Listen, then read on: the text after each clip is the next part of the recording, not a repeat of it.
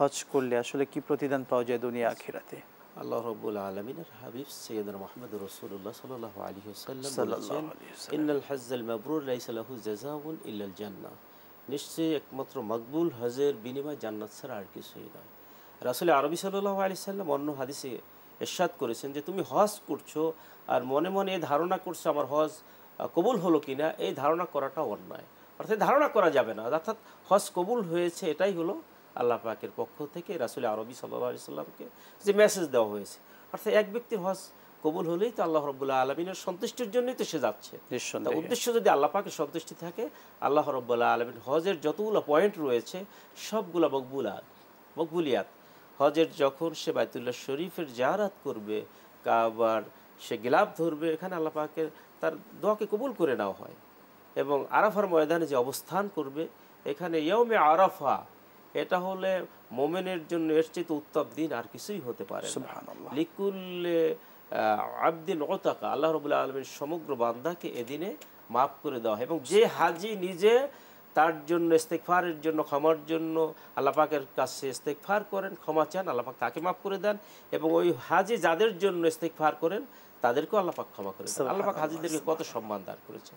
আর এই উদ্দেশ্য হলো এই বিশ্ব জগতে একমাত্র আল্লাহ পাক ছাড়া আর কিছুই নয়, সকল ক্ষমতার উৎস একমাত্র আল্লাহ পাক, এই ঘোষণাটা দাও। আপনি দেখেন পৃথিবীতে বিশ্ব মুসলিম কোনো বিভিন্ন গোত্র, বিভিন্ন মত, বিভিন্ন পদ, বিভিন্ন দল, বিভিন্ন ভাষাভাষী, সারা পৃথিবীর মুসলমান একত্রিত হয়ে এক কমান্ডে এক আল্লাহ রাব্বুল আলামিনের কাছে লাব্বাইক বলে বলে তারা আল্লাহ পাকের কাছে উপস্থিত হয়েছে এক কমান্ডে, এক ইমামের নেতৃত্বে।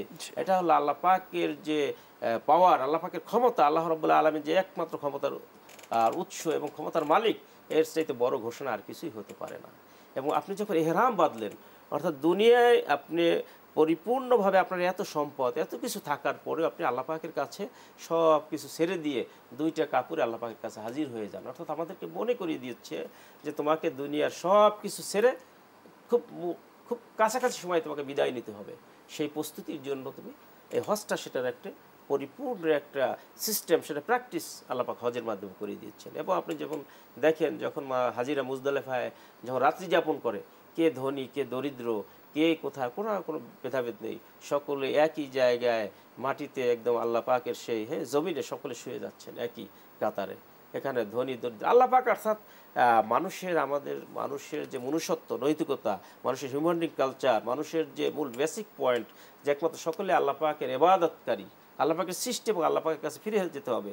তোমার অহংকারের কোনো কিছু নেই, তোমার বরত্বের কিছু নেই, সকল বরত্ব একমাত্র আল্লাহ। সেই ঘোষণাটা আল্লাহ পাক তার হজের মাধ্যমে নিচ্ছেন এবং বান্দাকে কবুল করে দিচ্ছেন। এবং আপনি যখন জামরাতে পাথর নিক্ষেপ করে, তখন মনে করে দিচ্ছে যে দুনিয়ার জীবনে চলতে গেলে তোমাকে শয়তান বিভিন্ন পদে পদে বাধা দিবে, তুমি কি এভাবে শয়তানকে ডিনাই করবে সকল কাজ থেকে, আল্লাহ পাক শিখাচ্ছেন।